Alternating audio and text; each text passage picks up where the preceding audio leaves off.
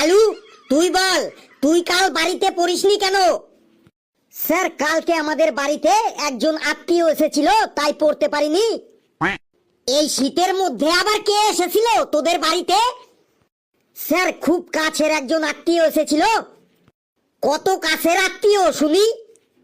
Sir, আমার ঠাকুমার, পিসির, ননদের, বড় ভাসুরের, ছোট মেয়ের, বড় মামার, মেজো শালার, কাকি শাশুড়ির, মাসতুতো দিদির, পিসতুতো দেওরের, ভাগ্নি জামাইয়ের, জ্যাঠতুতো বোনের, পিসি শাশুড়ির, নাতি বউয়ের, সেজো কাকার বড় ছেলের একমাত্র শালা এসেছিল।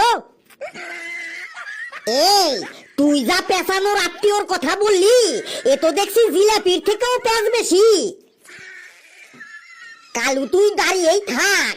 ফেলু, তুই এবার বল, তুই কাল বাড়িতে পড়িসনি কেন? স্যার, কি করে পড়বো বলুন?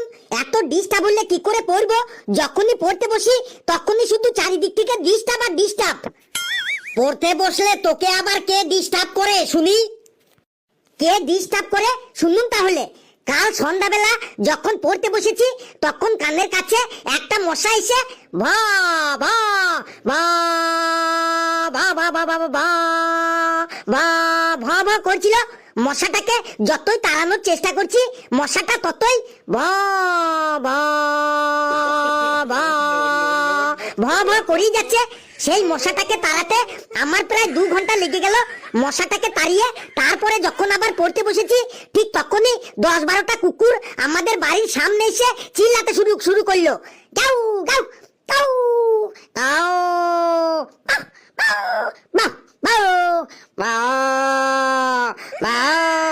এইভাবে 10-12টা কুকুর আমাদের ঘরের সামনে এসে চিল্লাতে শুরু করলো।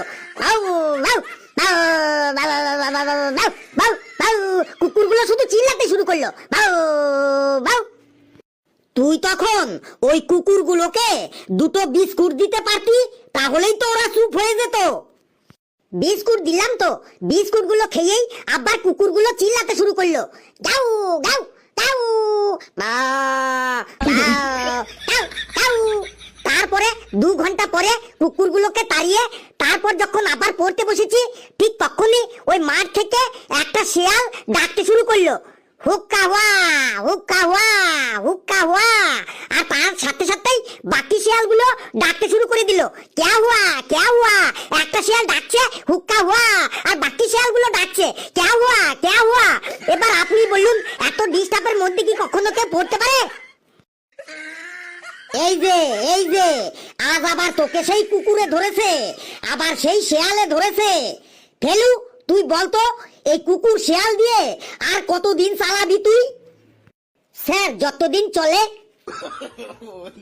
যতদিন চলে মানে এক থাপ্পড় দিয়ে তোর পোকা দাঁত গুলো সব ফেলে দেব।